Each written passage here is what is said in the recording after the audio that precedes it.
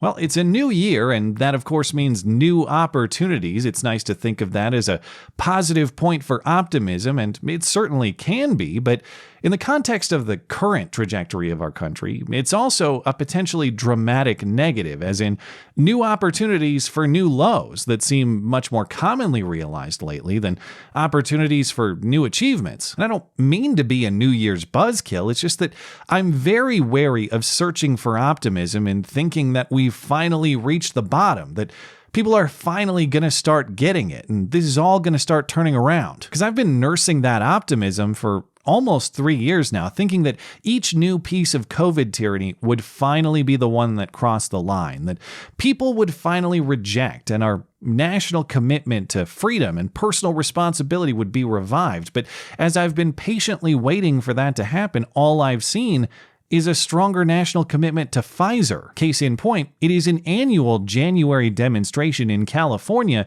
that new opportunity is not always a rosy prospect. Each year, we get a new round of opportunities exercised in the form of insane new California state laws taking effect, and 2023 is no different. Almost 1,000 of them were passed and signed last year, in fact, though not all of them have taken effect on January 1st, but many have.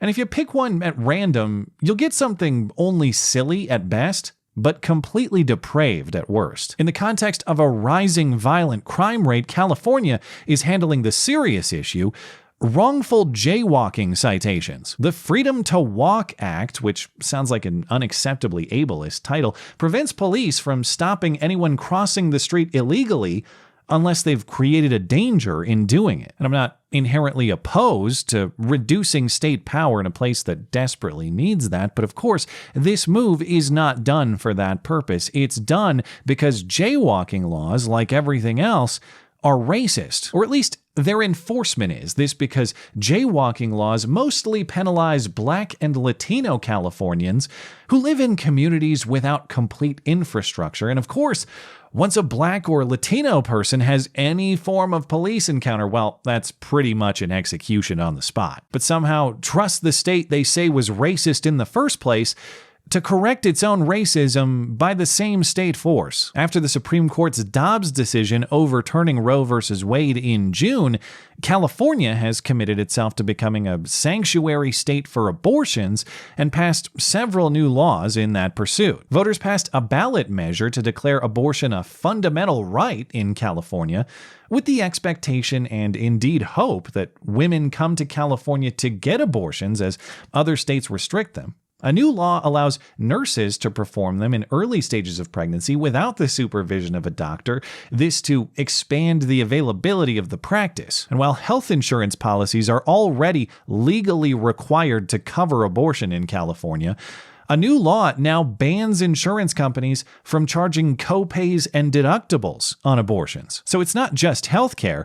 Now it's a special privileged class of healthcare deserving of additional coverage beyond your routine checkup or your prescription fill. If you'd like to take your kid to the doctor, here's the bill, and that's fine. But if you'd like to kill him before that appointment is ever necessary, well, then the bill itself is an injustice, not by your own negotiation, but by state mandate. And of course, a state sanctuary for the deletion of children won't stop there. California has also now become a sanctuary for their mutilation, too, though that term is too harsh for the lawmakers who wrote and passed the bill. They prefer the term gender-affirming care. As many states now move to restrict or eliminate gender transition procedures, surgical, hormonal, or otherwise, for minors under 18, California's response is to entice minor children nationwide to leave their families and run away in pursuit of harmful drugs and sterilizing surgeries. At least that's what opponent organizations said to the governor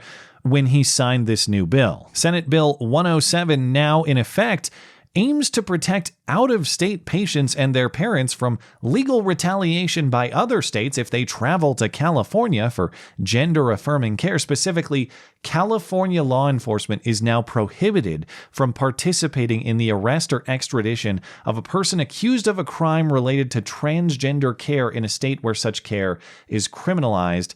California healthcare providers are also prohibited from releasing medical information to out-of-state authorities investigating any transgender care for youth. One opponent of the bill warned of what could happen in a child custody case, that this bill could result in a child being kidnapped and taken to California to receive care and then removed from parental custody. In the context of California, it can be tempting to think that a lot of these new laws are more performative than actually consequential. After all, in a state with almost 400,000 rules and regulations, 100,000 more than any other state, what's a few more on the pile anyway? Well, in this case, that new law is having immediate and drastic consequence in its collision with a high-profile story out of Texas that's been ongoing for years. That warning about this bill's implications in a child custody battle is not just theoretical. On day one of this bill's application,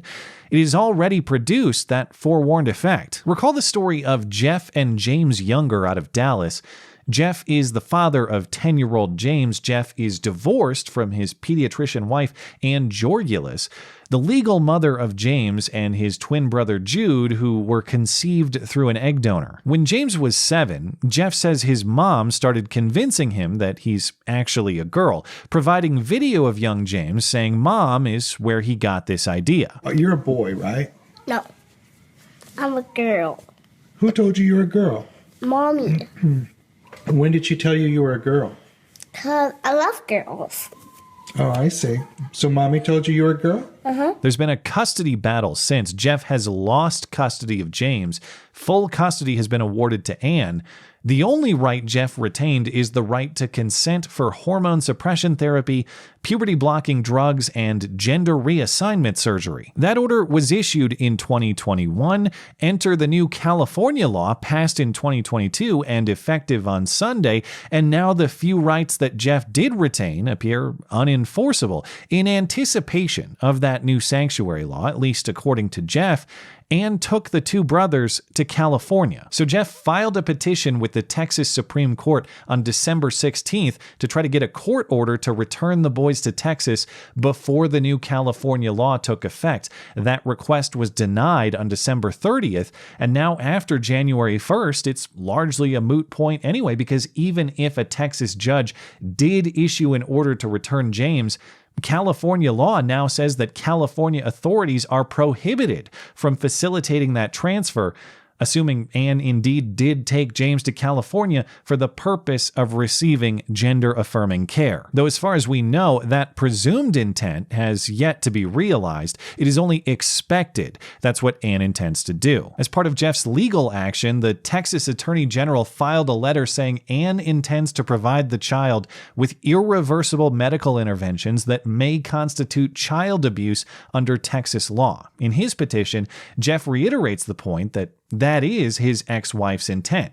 He says, at least in part, to promote her inclusive, gender-affirming pediatrics philosophy. The latest reporting says James has not started any medical gender transition procedures, though he has been socially transitioned under his mom's supervision.